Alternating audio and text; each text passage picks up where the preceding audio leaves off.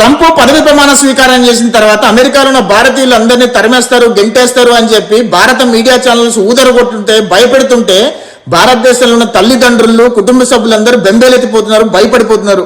వాస్తవం ఏంటంటే జనవరి 20వ తారీఖు ట్రంప్ పదవి ప్రమాణ స్వీకారం చేసిన తర్వాత ఇల్లీగల్ ఇమిగ్రెంట్స్ ఎక్కడైతే ఉన్నారో వాళ్ళందరినీ ఏరివేసే కార్యక్రమానికి శ్రీకారం చుట్టారు.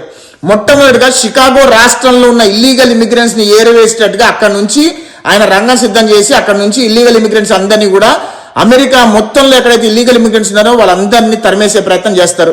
ట్రంప్ ఎక్కడా కూడా లీగల్ ఇమిగ్రెంట్స్ కి వ్యతిరేకం కాదు.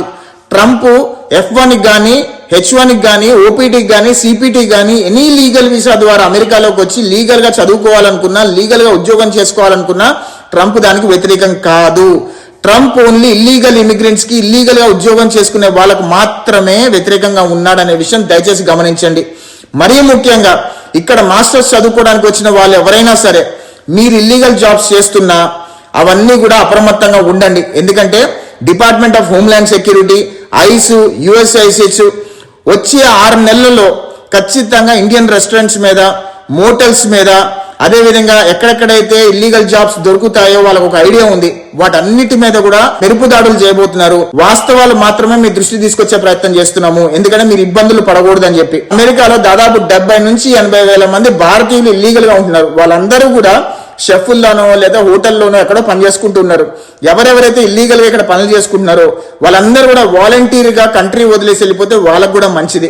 USIS, DHS మెరుపు దాడుల్లో కనుక దొరికిపోయారంటే కనుక వాళ్ళ పాస్పోర్ట్ల మీద రెడ్ స్టాంప్ వేసి పంపించేస్తారు, డిపోర్ట్ చేస్తారు. తద్వారా వాళ్ళు ఎప్పుడు కూడా ఏ దేశానికి వెళ్ళాలన్నా సరే వాళ్ళు వీసాలు ఇవ్వరనే విషయం దయచేసి గమనించండి. అదేవిధంగా మీ పిల్లలు కానీ, మీ కుటుంబ సభ్యులు కానీ ఎవరైనా సరే ఇక్కడ ఇల్లీగల్ గా ఉంటున్నా, ఇల్లీగల్ గా జాబ్స్ చేస్తున్నా దయచేసి అప్రమత్తంగా ఉండమని చెప్పండి. లీగల్ ఇమిగ్రెంట్స్ కి ఇక్కడ ఎటువంటి ఇబ్బందులు ఉండవు. మరీ ముఖ్యంగా ఇక్కడ గ్రీన్ కార్డ్ కోసం వెయిట్ చేస్తున్న వాళ్ళందరూ కూడా శుభవార్త ఉండబోతుంది.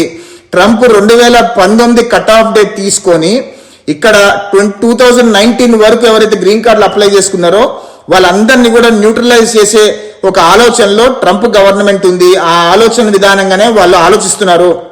2019 వరకు గ్రీన్ కార్డులు అప్లై చేసుకున్న వాళ్ళందరికీ కూడా వాళ్ళందరూ గ్రీన్ కార్డులు ఇచ్చి దాని తర్వాత 2019 తర్వాత ఎవరైతే గ్రీన్ కార్డులు అప్లై చేసుకున్నారో వాళ్ళందరినీ కూడా స్కిల్డ్ లేబర్ కింద కన్సిడర్ చేస్తూ ఎవరెవరైతే నీ స్కిల్స్ మీద ఉన్నారో వాళ్ళందరికీ గ్రీన్ కార్డులు ఏ రకంగా ఇవ్వాలనేది ఒక పాలసీ ఫ్రేమ్ చేస్తున్నారు.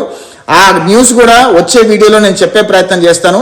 దయచేసి మన వాళ్ళందరూ కూడా అప్రమత్తంగా ఉండండి. జై హింద్.